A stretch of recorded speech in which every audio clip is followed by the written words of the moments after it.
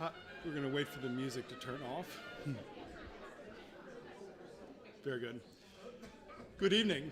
My name is Al Bond. I'm the executive director of the Avalon Foundation. I'm going to welcome everybody here tonight to this fabulous museum, the Academy Art Museum, and talk a little bit about how we thought about celebrating the 20th year for Plein Air Easton.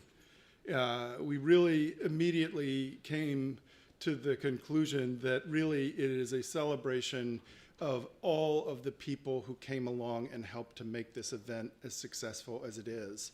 I really believe that even though the Plein Air Easton is a project of the Avalon Foundation, it is something that actually belongs to the entire community. And we needed a great starting point, and so we thought, what if we got Nancy Tankersley to have an exhibit at the Academy Art Museum? So,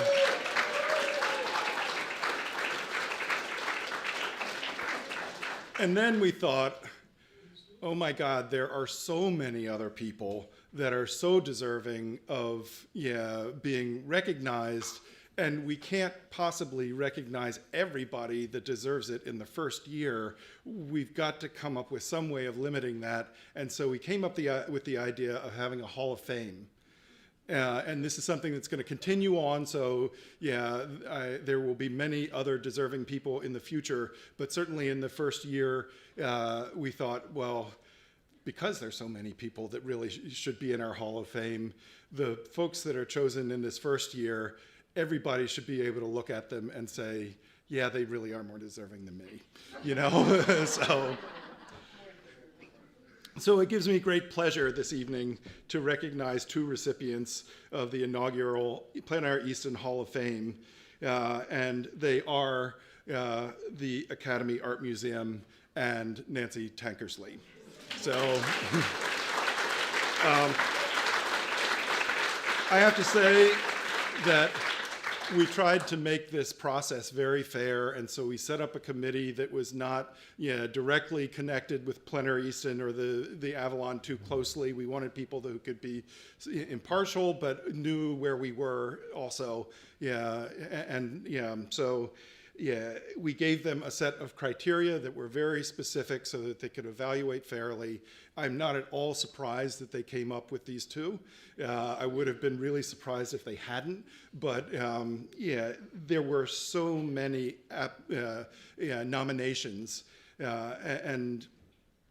so it was a long process to come up with the complete list, and it's so much harder to cut people out when you know they deserve than it is to leave in. So throughout the rest of Plein Air Easton, we will be making having other induction events through the whole thing. We didn't want to take it all in one dose because nobody really wants to hear me for very long. You're here to hear Nancy, right? Thanks, Mary Lou. So since 2005, the Academy Art Museum has played an integral part of Plein Air Easton. It has been the place where the event has lived from the inception, and obviously it has grown substantially over the years into other venues and other ideas and so forth, but it all started here. And I'm going to say, it really all started in this room. The very first Plein Air Easton show was in this room on, sort of, if you looked at it from above, sort of X-shaped panels that filled the entire space, and all of the backstock was in the basement, right underneath your feet. And it is kind of amazing to me that we pulled it off, having never done anything like that before. But that's how it all happened. And the Academy welcomed us in right out of the gate. Like, Chris Bronwell was the director at that time, but over the years, over and over again, we have been re-welcomed into this space, and that means a lot to me personally. Like, I grew up here. I can tell you that I took just about every art class that the Academy offered as a child, and I think that that has had a major effect on my life. So This is the part where I'm saying deviate from script. But no, really, it says it right there. No, the Academy's participation has added prestige to Plein Air Easton. Having a nationally accredited gallery and museum, is not a small thing.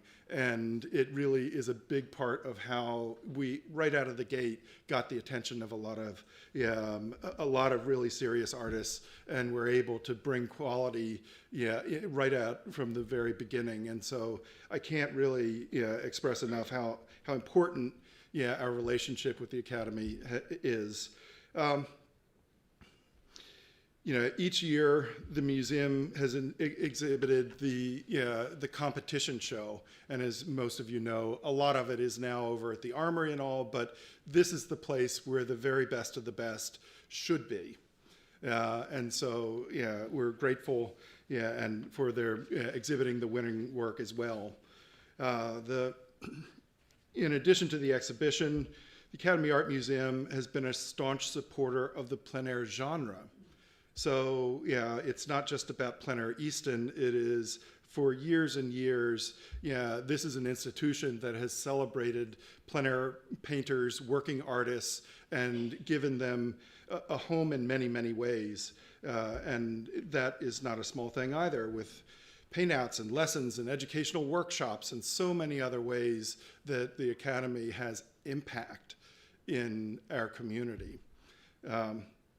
So, with all that said, I want to thank the Academy Board and staff for your committed and continued support to the success and growth of Plein Air Easton. You are truly deserving of recognition. And I want to bring Donna Alpe up, and Jen, if you can come up too. I only have one of these, but I want to make sure that we have board and staff. You are in our Hall of Fame as of this moment. Congratulations.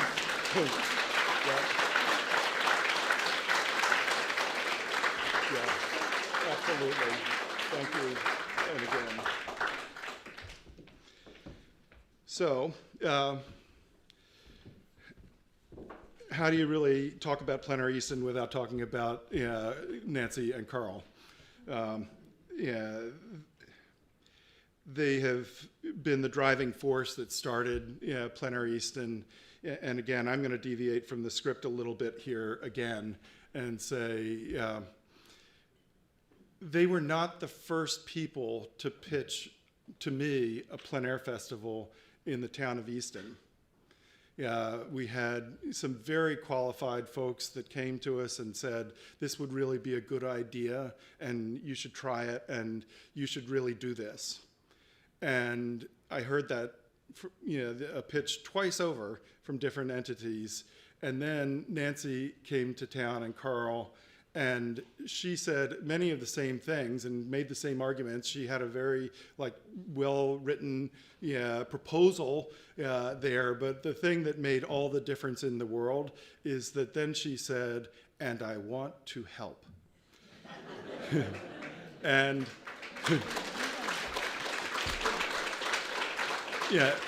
Nancy had experience of the big festivals out on the West Coast, so she knew a lot of how these events can work. She had connections throughout the arts community that she brought to bear, so that we, out of the gate, had really high quality jurors and judges and all of the things that bring success. Nancy understood these things and was just enormously helpful in. Especially in those early years. She was on the steering committee for the first 3 years, and then she became, she was always a plein air painter also, but she became a juried artist after that, those first 3 years. But we would not be here today if it weren't for Nancy and Carl. For good reason. We're talking a lot about Nancy, but I do want to say that Carl has been a volunteer every single year since the inception. And he...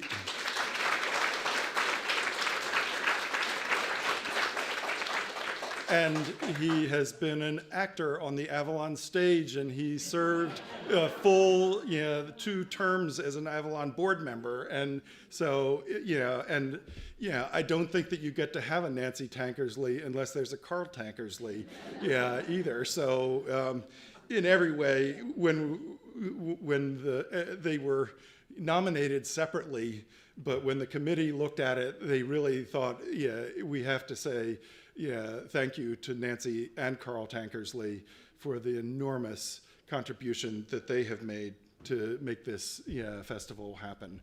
Nancy, Carl, do you want to come on up and...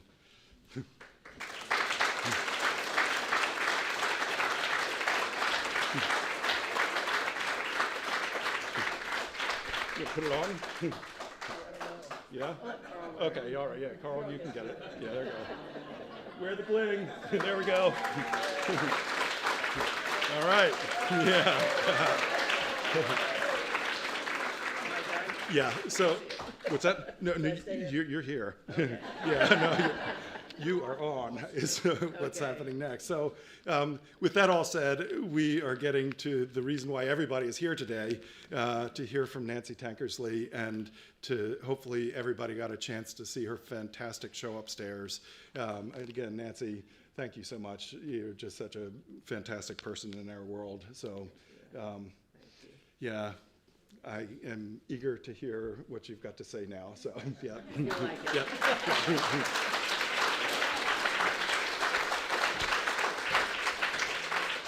Well, I'm going to go off script right away because when he mentioned all the volunteer work my husband had done, it just reminded me of a story. I think it was the second year where Channel 9 thought they would bring one of their media vans out to record the event, but they wouldn't come unless they knew exactly how far their extension cord would stretch to our gallery, and where that would put them.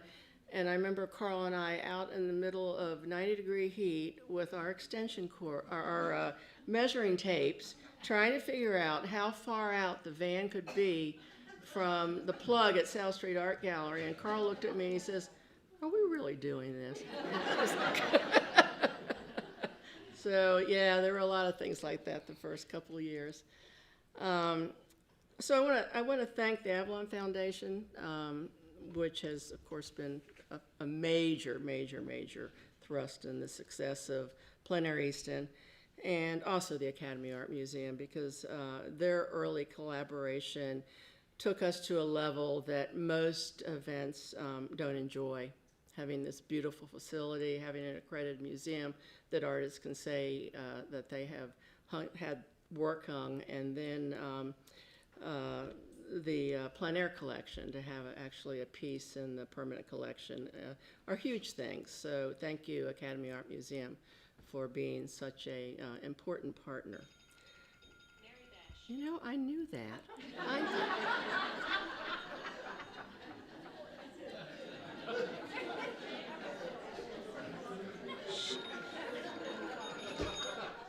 She just wanted to be mentioned because the person that's calling was the editor of Women's View magazine, and they gave us the first big push of publicity for Plein Air Easton way back when. So I'll have to tell her I gave her a plug. So anyhow, reflections. I'm going to try to keep this fairly condensed, but I've divided my speech into 3 parts. The first part is the backstory of Plein Air Easton, things that most of you probably don't know. And I'm taking it up to just the second meeting, because it was after the second meeting that things really started happening in a big way. And there's so much to tell, and that's another story for another time. So I will be only speaking for the very first few days and kind of the history. And then the second part will be the influence that Plein Air Easton has had across America and beyond in starting plein air events. Third will be how plein air has affected my career and my outlook and my art. So I'm going to start with the first part where Plein Air Easton is about serendipity, which is luck, and vision. We need some people that can see, what can happen. Cooperation among people with different interests, and community. People who can see the overall good for the community despite their different interests, their different needs, and come together to make something wonderful happen. So, the first person I want to mention is Patricia Spitaleri. I'm talking about the years 2001 to 2004. Patricia Spitaleri was the owner and founder of South Street Art Gallery. I knew her because I was one of the artists in the gallery.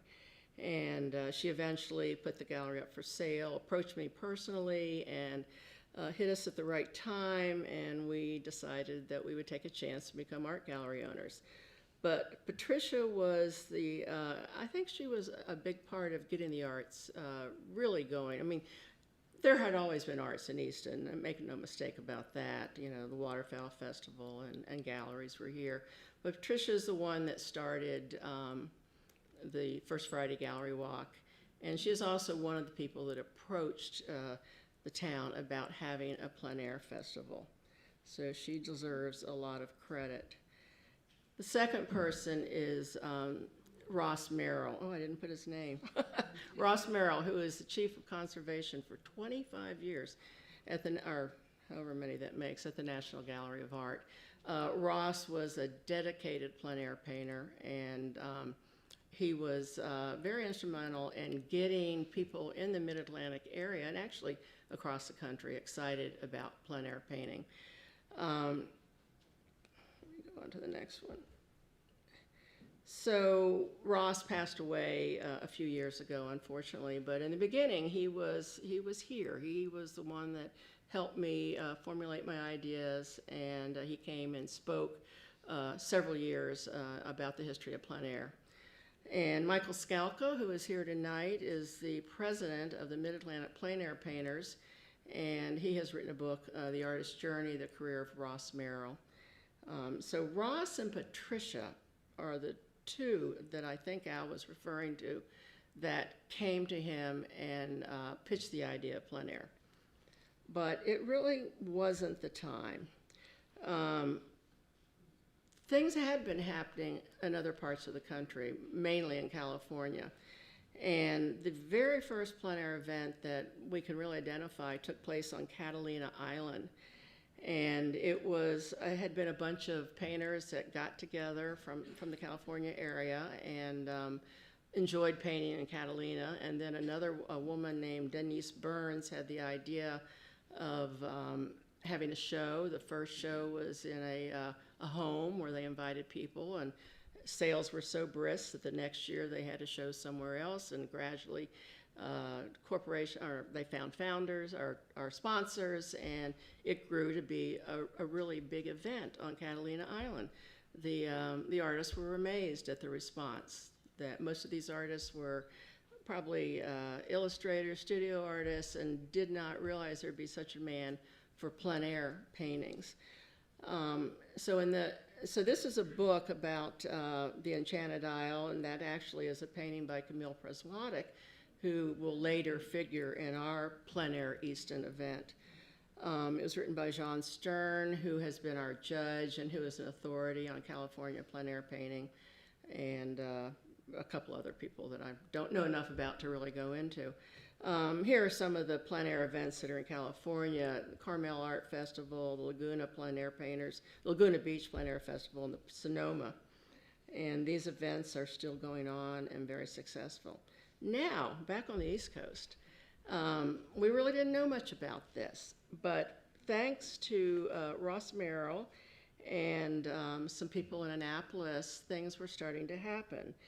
A lifelong plein air painter, Ross loved the concept, and sometime in 2003, helped a group of 7 artists, I think, based in Annapolis, to create a 501c3 nonprofit corporation that could obtain donations and grants. focusing on the geographic area in Maryland with thoughts of expanding somewhere beyond the state. The name of the organization became the Mid-Atlantic Plein Air Painters Association, which we call MAPAPA. The goal was to host the plein air event that would come to be known as Paint-Annapolis. And this is also a quote from Michael's book. This picture up here on the right is Lee Boynton, who painted many times in our plein air event. And this is just, the other picture is about the quick draw, I think, in Annapolis. So Annapolis was successful, but it didn't achieve the success that plein air did ultimately. But because of its initial success, Ross persuaded Patricia to approach the town, and that's how the idea made it across the bay to plein air. Now, the timing wasn't right then, but in 2004, several things happened to make the timing right. First was Patricia talked us into buying the South Street Art Gallery.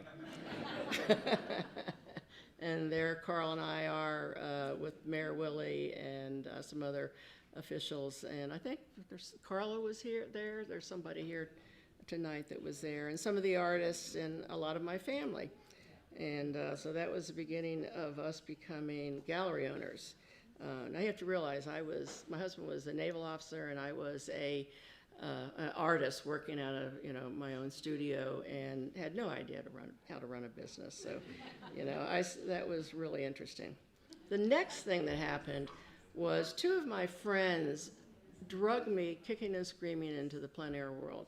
You may think that I was always a dedicated plein air painter, but no, I was not. I painted still lifes and portraits from life, but I painted everything else from photographs. Why should I go out?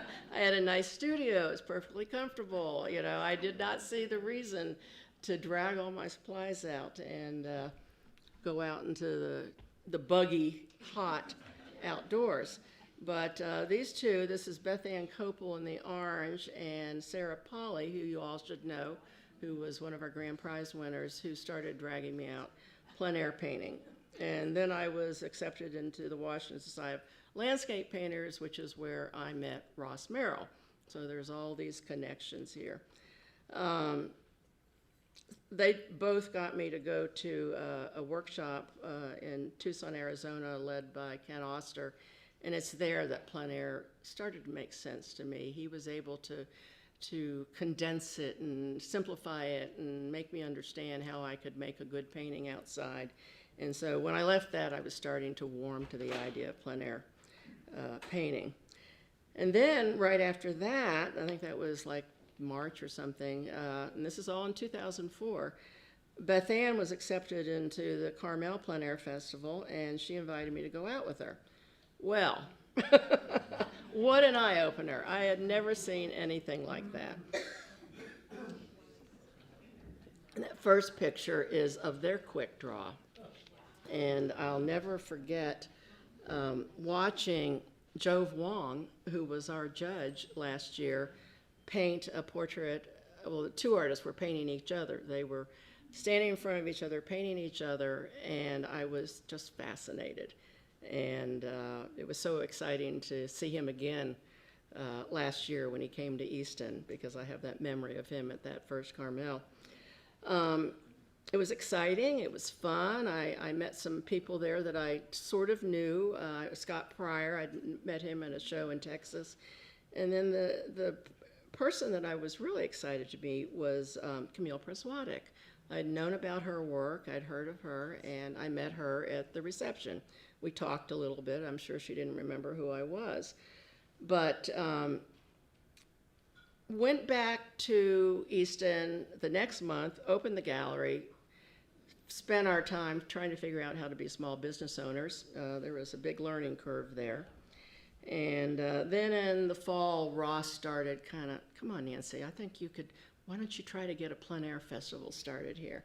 And that's when Ross offered to help me, and we wrote a proposal, and I took it to Al Bond. And this time, the timing was right. And I think it was because, well, there was, somebody who had experienced the Plein Air Festival was there pitching the idea. There had already been the previous year, Paint Annapolis. And then probably the most pivotal thing, and this was what got me, was Eric Rhodes, an entrepreneur. He had owned radio stations, a marketer par excellence, and a beginning plein air painter, launched the magazine called Plein Air. And in doing so, he hired Steve Doherty, who had been for 25 years the editor of American Artist magazine. So Steve has been instrumental in so many artists' career, and he knew what he was doing. He published a quality magazine from the get-go. So Steve came on board as the editor of Plein Air magazine, and there is the first copy of Plein Air magazine, which came out in June of 2004, actually. So it had been out for 6 months before I even approached Al. So, you know, the buzz was out, the vibe was happening. It was starting to be exciting. So that time, you know, they listened to me. Oh, I gotta go back. So, I am, like I said, I'm only gonna go up. We had a small meeting, and I can't remember exactly who was there. I think the ladies from Troika were there, and some artists, and me, and Al, and everybody had a lot of questions. So then Al called a meeting of business owners, artists, heads of art organizations, a representative from the Academy Art Museum, head of the library was there, and that was the meeting where we really hashed it out. And Bob Horvath, who was the head of the library at that time, and also a very excellent aviation artist. He does paintings of planes, and also a big collector of illustration art.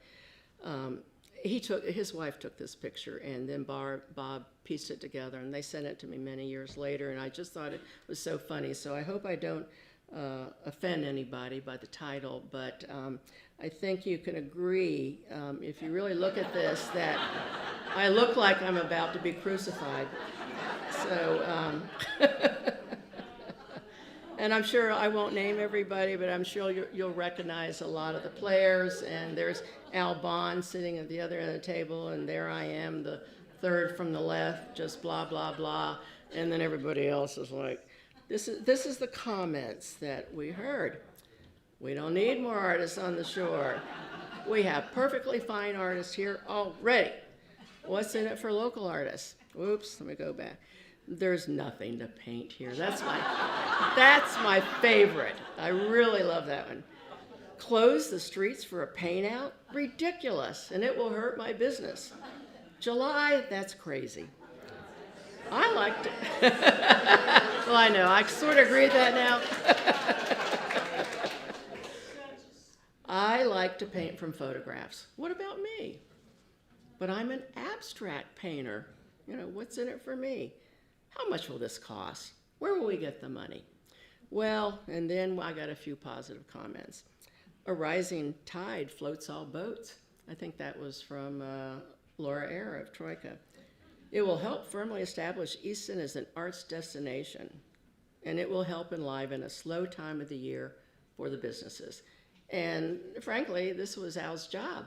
You know, Al was the head of Easton Main Street, and that was his main interest at that time.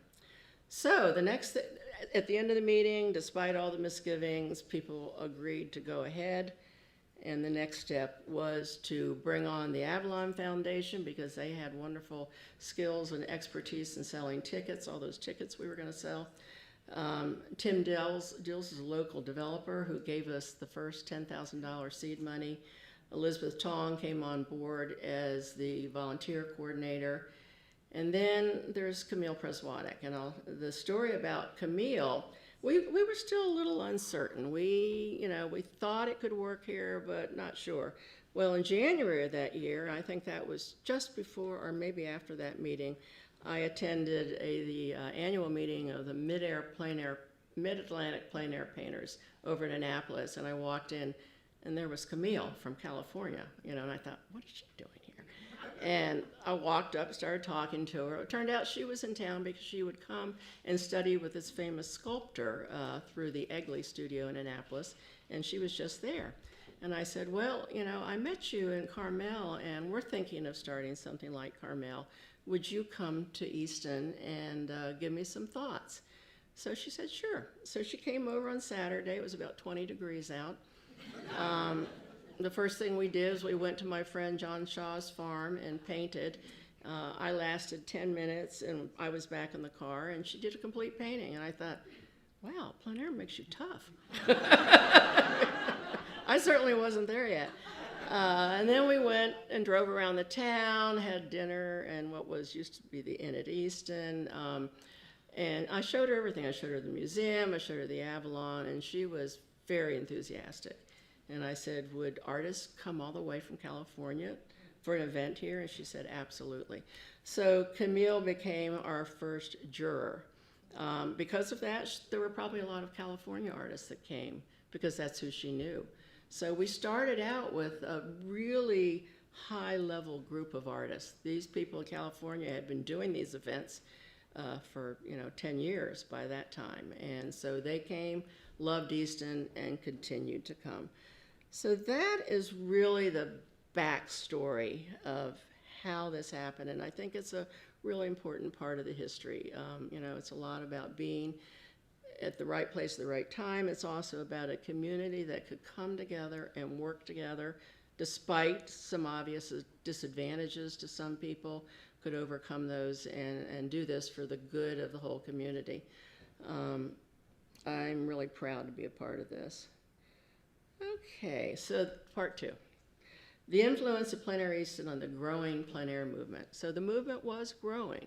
Plein Air magazine had a pretty good following, and Paint Annapolis had started on the East Coast.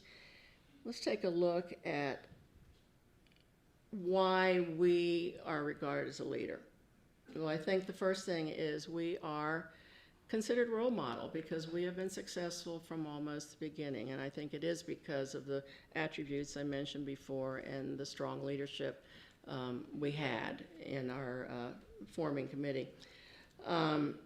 We shared information willingly. I can't tell you the number of events that called us, came to town to visit us, invited us to their events, all to gain knowledge. We have people that come here every year so that they could learn how Plein Air Easton did it and go back and start their own events.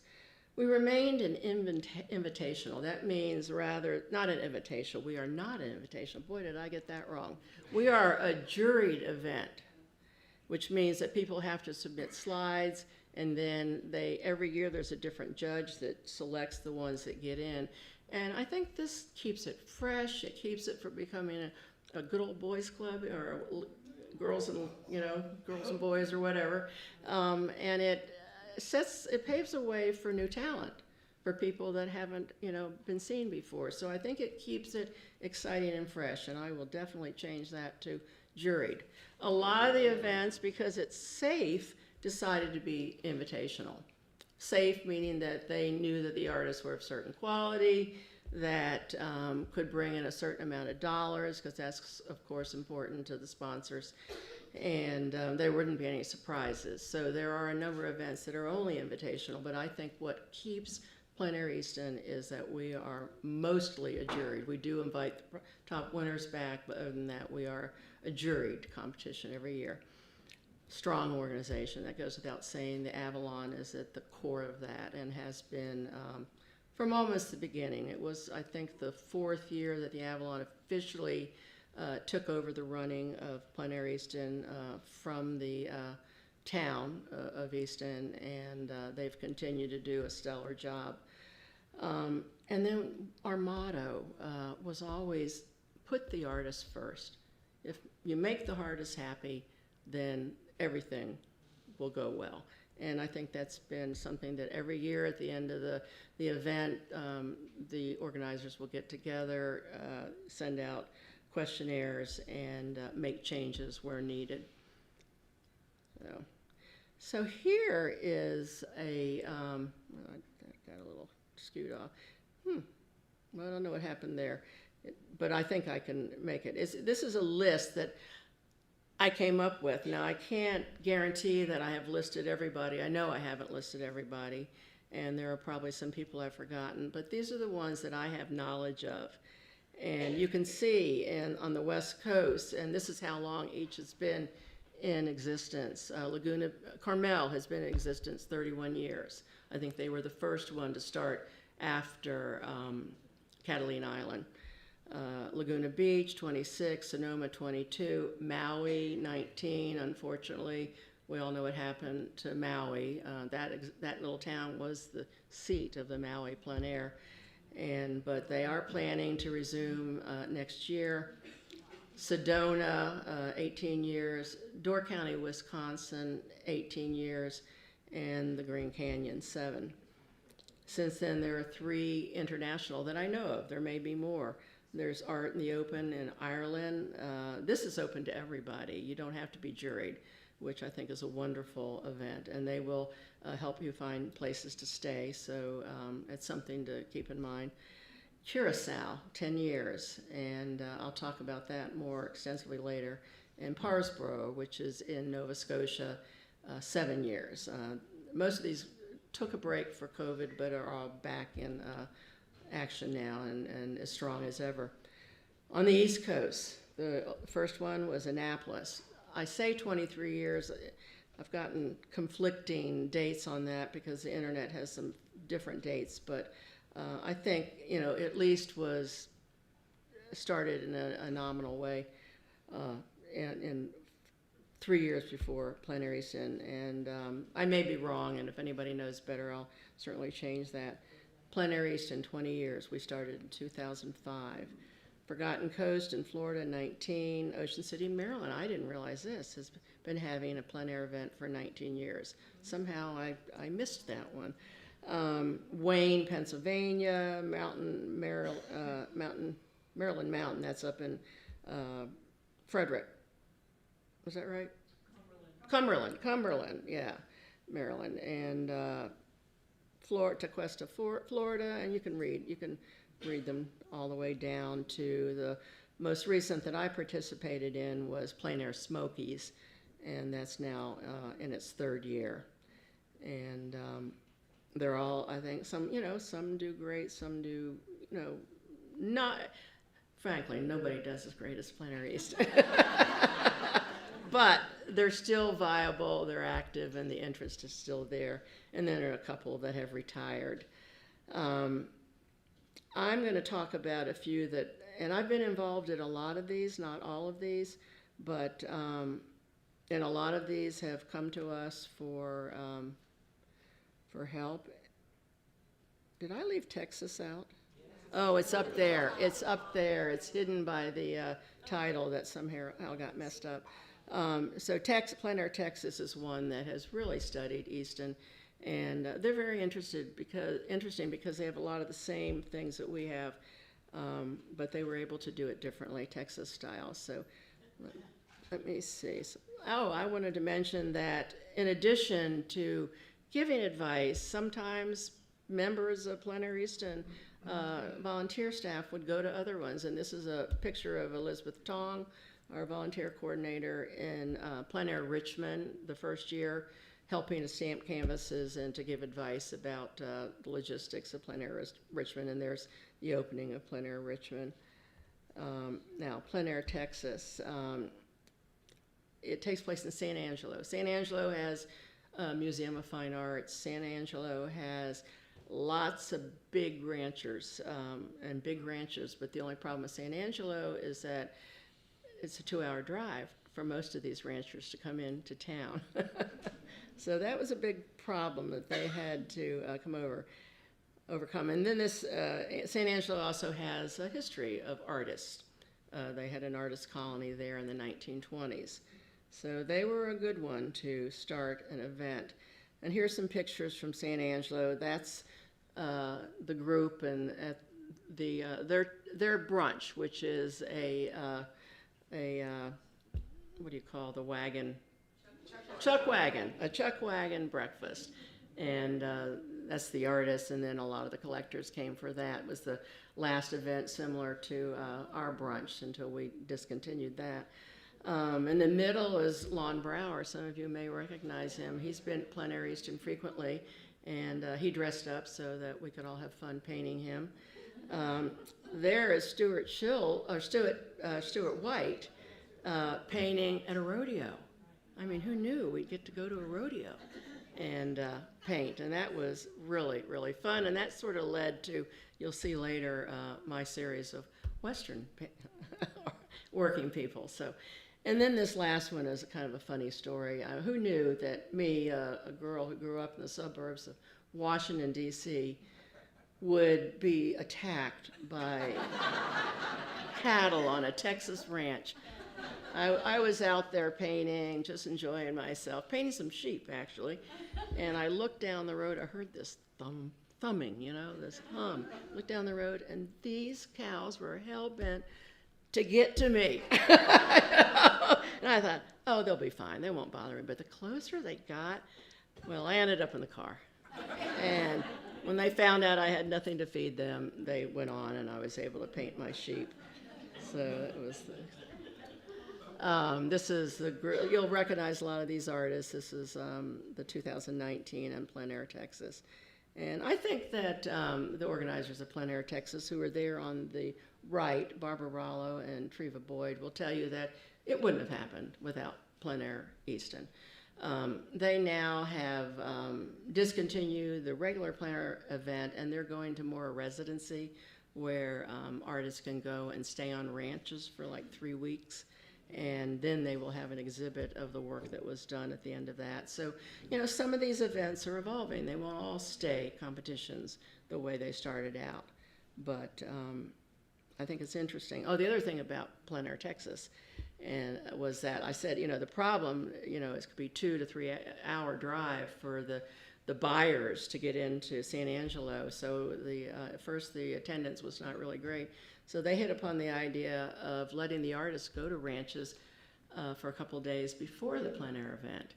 And so different ranches volunteered to host us. We'd go to these ranches, paint, and then our paintings would be in the library. So the owners wouldn't have to make it up for the grand event, but they were aware of what was there. And many of those paintings sold, which helped Plein Air, Texas. And it was great fun staying on these ranches. Olmsted is in Atlanta. Olmsted came up and visited us a few times in the early years and then sought our help in getting their event started. They have been successful. It's a lovely event. It started out as a fundraiser or to bring attention to the Olmsted linear parks, which are these parks in Atlanta that have been always threatened by development, and especially by the highways that want to take over that area and put a superhighway in there. So they started this to bring attention, and the first year we only painted in the parks. After that, they started expanding the area that the artists could paint in, and they eventually expanded it to all of Georgia. So this is my painting, and it's up there in the show. It was painted on Black Mountain in Georgia, which is the highest point in Georgia, about 2.5 hours north of Atlanta.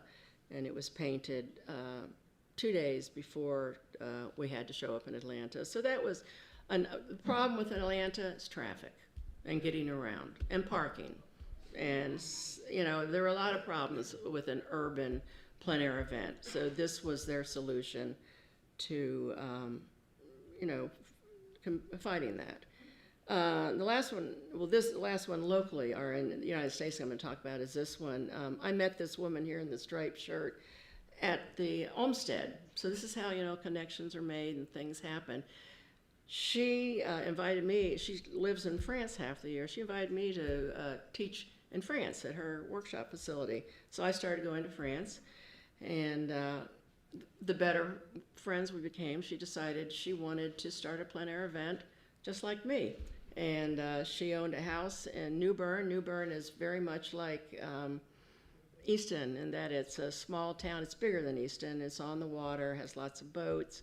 An interesting place, and I knew the artist would love it. So she started this event, ran into some problems the first year. She was doing most of it from France, had some issues with the people that were going to be partnering with her, which was a local arts group. Ended up, that relationship dissolved, and she ended up renting a farmer's market and going out and getting, these are what do you call the loading platforms. Her family owned a business in Georgia where they had lots of these lying around. And she brought these loading platforms. Somebody figured out how to make them stand upright, and they hung the artwork on the loading platforms. So now they are going into their 4th year and becoming a very popular event too. And I was just really amazed at her ingenuity of, and it's takes a strong will, takes a dedicated person. This is one of my fondest memories of new events. It takes place in Curacao, which is a little island, used to be known as the Dutch Antilles, 45 miles off the coast of Venezuela, near the equator. So talk about hot. It was really hot. This woman here, the third one up here in the top picture, named Helen Chirino, she attended one of our brunches. She's a lawyer, and she had been in Washington on business, and somebody invited her to go to our Sunday morning brunch. She came, loved it, loved the whole idea of plein air, went back to Curacao, talked to the Better Business Bureau there and the Tourist Bureau, got them to agree to bring us down to Curacao to help them figure out how to do a plein air event down there. Now, this is an island that's really hot. Nobody has ever painted outside there I can't say nobody, but it wasn't a thing. And they don't have art supplies. It's really hard to get art supplies. Most artists go back to Holland and buy their art supplies and then come back to Curacao.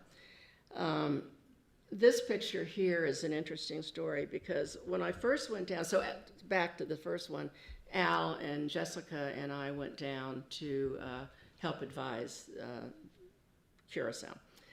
So when I went a few days early because I was supposed to teach a plein air workshop. There apparently was a lot of interest in it.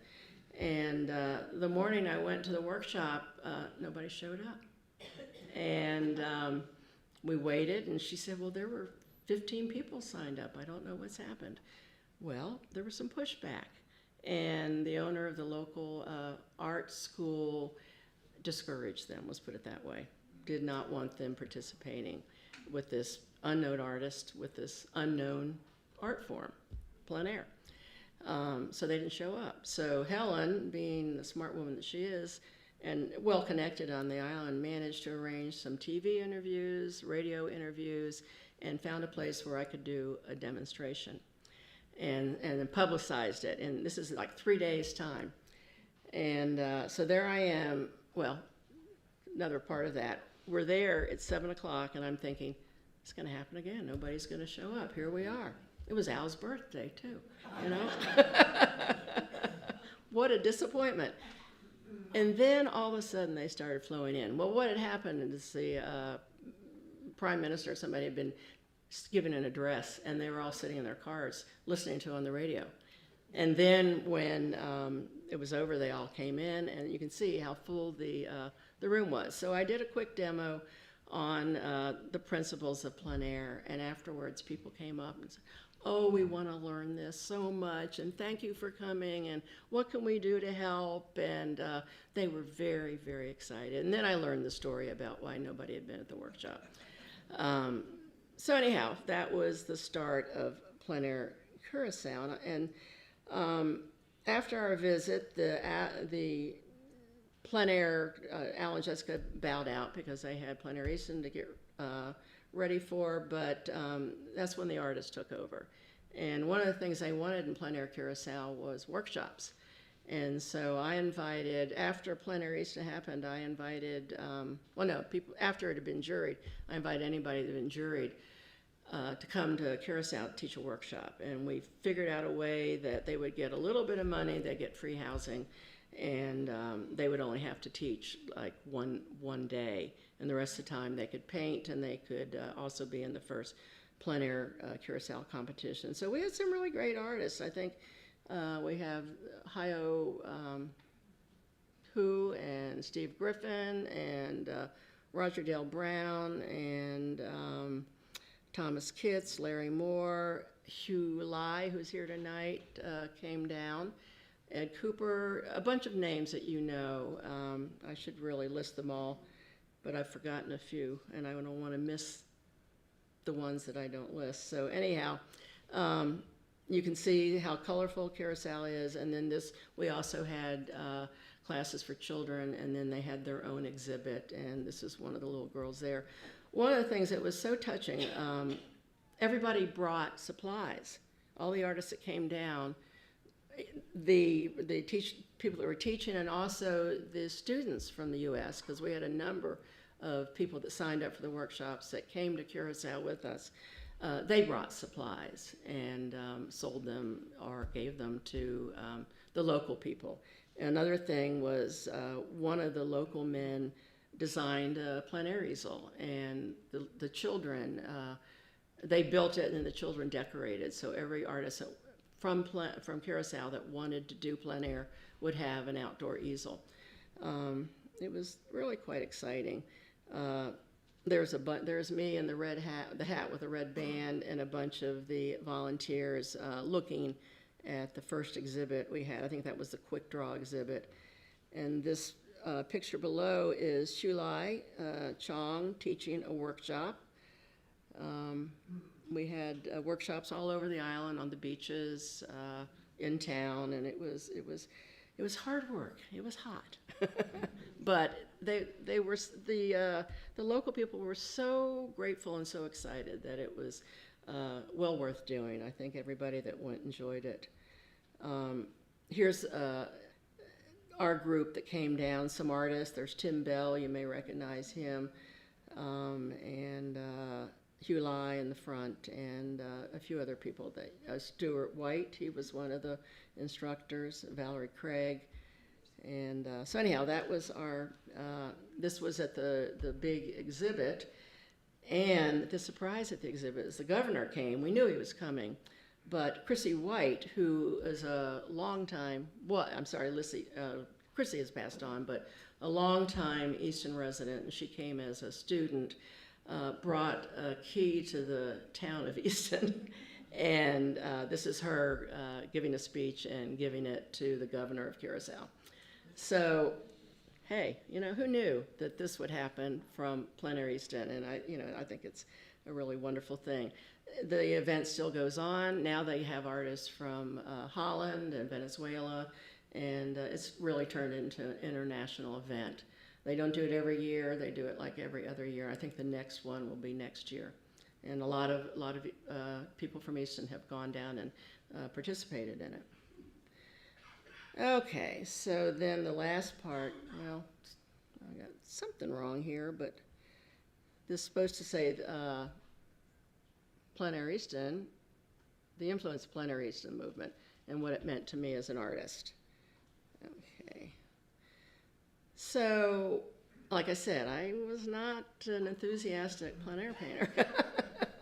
And, I started to enjoy it because of the camaraderie, for being outside with other friends, and I still really love it when the temperature's reasonable, but I'm not a hardcore plein air painter. But what it did, it exposed me to other artists. Other artists I would never have had the opportunity to meet. It taught me new techniques and how to see. We think we know how to see, but there's different ways of seeing, and through them I learned how to see as an artist, not just as a craftsperson who was copying what was in front of me. Took me to new parts of the world. It made me reach deeper to understand the history and the meaning of a place. I've painted in some really interesting places, such as Curacao, Richmond. I painted on the while they were redoing the train station there, overlooking what was the largest slave auction place in history. I painted there. I painted all kinds of different places. My last experience just last month was I painted at a place called the Gloucester Institute, which is on the York River, and it's where Martin Luther King wrote I Have a Dream. And very little known, but when you get there, you learn these things, and it was very inspirational to be invited to sit on that spot. And then it made me understand how to make art versus craft. What I mean by that, and I'll explain that a little bit more. When you start out, you are an observer. You are learning how to paint what you see in front of you the best way you can. So this was, I spent 1 year doing many still lifes in my studio, observing the still lifes, observing the color, learning how to mix color, trying to paint everything I could see. If you look at the paint jars, all the drips and, much more detailed than I became later. And it's good experience. And a lot of people stay in that stage, and that's okay. As they stay in that stage, they also learn how to put meaning into it. But for me, the observation was just an exercise, and I was pretty proud of them. I was also doing a lot of portraiture, and there's a portrait of my husband Carl. And for a while, I thought I wanted to be a portrait painter, but I found that I enjoy painting too many things and didn't want to be always caught up in that.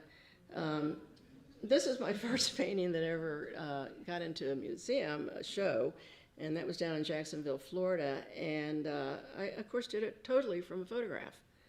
That's my daughter back there and some friends of, kids of friends, and I just took photographs and painted it. And, by that time, I could paint a photograph pretty well. But there was a lot I didn't know. And there was a lot of things in this painting that should have been minimized, should have been, been exaggerated, edges that should have been softened. But all in all, I'm happy with this painting, but it was a different stage. These are all paintings from photo references, but they're done, most of them later, after I started plein air painting. I think plein air painting made me see how we really see, where if you look back here, everything's in focus. These paintings, only the focal point is in sharp focus, and everything else becomes more impressionistic, more suggestive. And plein air painting taught me how to do that. These are samples from the different bodies of work I enjoy, which is bistros and people on the beach. I've always enjoyed painting working people, and San Angelo gave me the opportunity to paint cowboys, and of course my watermen that I show every year at the Waterfowl Festival. So here are some samples of plein air paintings from 2002 to present, and I really was not painting plein air until about 2002, and these are just some samples of the types of studies I was doing.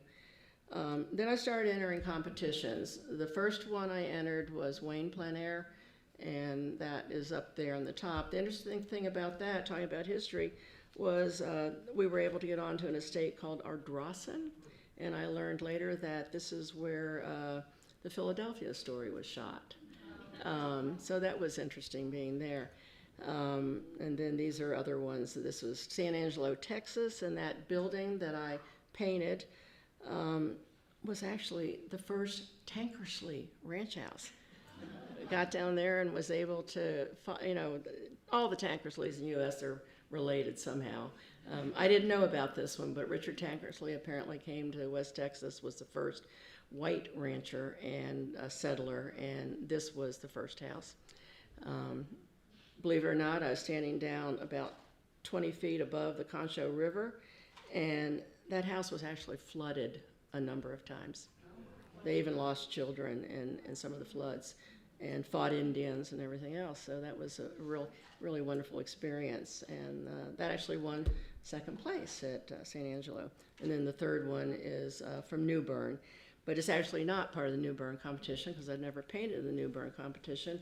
This was the COVID year when Tequesta, the Lighthouse Plein Air, decided to let their artists paint wherever they wanted and just send pictures in of what they were doing in progress. So I decided New Bern would be warmer than Easton, and we drove down there, but I was wrong. So, no. Okay, this is also won second place at Plein Air Easton. This was my first, rather than just go out, see a scene, and paint it. I was starting to think about design and how I could make an interesting painting out of, not particularly beautiful settings, the regular settings we're used to of marshes and sailboats and things like that. It's the silos on Brooklets Avenue, but the lighting was beautiful, and I thought it was interesting design. So this was beginning to think beyond just pure observation. This is one I did in Door County, which I went probably way beyond pure observation, and was really concentrating on design and simplification of structure. This is one I did in Easton. It's called Outside Easton in 2019. This is where I was learning to leave some things unsaid. If you look at the shape on the left-hand side, which is a pole barn, that became less important than the old barn in the middle. Now I'm getting more experimental in the studio, and I'm starting to paint. This is a photograph, and this is a funny story too. My husband and I were traveling across country, and I saw this interesting rail yard, and I talked him into going in so I could take pictures of the sun setting. And of course, we were where we weren't supposed to be. And I'm saying, just back up a little bit more, back up, and I'll get just what I want. So he backs up into a loading dock and puts a couple $1,000s worth of damage on the bumper. And I said, don't worry, I'll pay for it. And so this is the painting that came out of that photograph. And again, I'm thinking of design, but I'm also thinking of how do we see naturally. And so I'm starting to bring my plein air sensibilities into the studio, where you don't really, if this were a hard edge, it would call too much attention. That's the light area over there. I've tried to disrupt it a little bit, because if we really look, what we see, the perimeter of our vision is disrupted. We don't see straight lines and hard edges. This is one of my later chefs, where I really abstracted background, trying to get the feeling of energy in a busy, messy kitchen. This is very similar treatment to my last portrait, which is upstairs. That if you haven't seen it, I hope you get a chance to go up and see it. It's all about implying detail. This is something I learned from a very good plein air painter, Tim Bell. You don't have to paint everything. You just have to paint it well in context, well enough that the brain fills in and people understand what it is. So this was, I could never have done this if I hadn't spent years painting on plein air. And this is the last slide I'm showing. This is where I feel like I achieved the nostalgia, the memory of a place. This is from a photograph I took in Folly Beach, South Carolina, and which is an old beach. A lot of memories, a lot of books written there. I think Ann Rivers Seddons, or a lot of authors have written about Folly Beach. Used to be a lot of cottages. Now they're big houses. They're being torn down, and I wanted to express what it was like, back then. And I had painted pretty observationally and pretty representationally, and I realized it just wasn't doing what I needed it to do. And that's where I began to deconstruct it and only suggest things like a memory. When we remember things, we don't remember them fully fleshed out, fully drawn, fully realized. We remember bits and pieces. And so that was my effort to introduce memory into my paintings. So I'm going to finish talking about a famous teacher of plein air, Thomas Cole. He was the one that purportedly started the plein air, the Hudson River School, and taught plein air. He taught some of the greatest landscape artists. Church was one of his students, and the other one, I'll remember in a minute. He said that, oh my goodness, I'm going to have to get the quote. What's going on here? Is anybody here that knows this? Well, hopefully I wrote it on this. The whole quote should be up here. But basically he said that, and I didn't put it on here, he said that he really personally did not like plein air painting. You know, he made his students do it because he knew it was good for them. He used to make them climb the tops of the mountain and paint plein air, but he didn't really enjoy it. And I didn't know this until I visited his studio on the way back from, I think I was the judge for the Parsboro that year, and we stopped in to see Thomas Church's home, Alana, and then we went to see Thomas Cole's studio, and there was a flyer in there that had this quote, and I'm really upset that I can't read the whole quote. But some reason it's blown itself up and it's not there. It didn't translate well. But anyhow, what he said was, I myself prefer to go back to my studio, let things rest for a while, and then through my imagination and my memory, create a wonderful scene. And so he, this is one of his large landscapes where I'm sure he was not able, in a plein air, you can't capture a storm like that.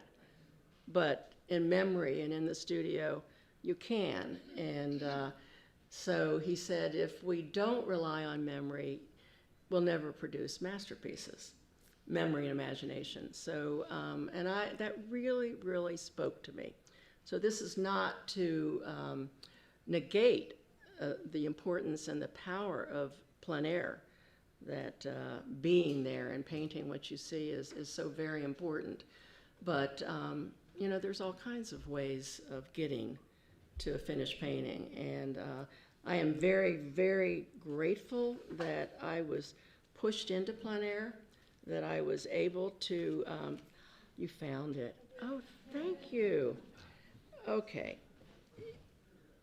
Well, all right. It says, if the imagination is shackled and nothing is described but what we see, seldom will anything truly great be produced either in painting or poetry. So I thought that was a really wonderful, wonderful quote, and it's something that I apply to in my work. I'm not always successful. Sometimes I become too observational, too enamored with detail, but other times I can do that and let my imagination run free. So if you haven't seen the show, when you go upstairs, if you start on the right, you'll see some of my earlier observational work, and as you go around the room, you'll see some plein air work that was done at events, and then a whole wall of plein air studies, and then the window wall is all paintings I have done from plein air studies, photographs, memory, imagination. And the very last piece is a total imagination. It's grapes. It's called A Champagne Destiny. And that is just from my experience painting grapes on plein air. So anyhow, enjoy. Thank you all for coming. And again, thank you to the Avalon for this great honor and the Academy Art Museum for hosting this. And I'll be upstairs. Anybody has any questions? Thank you.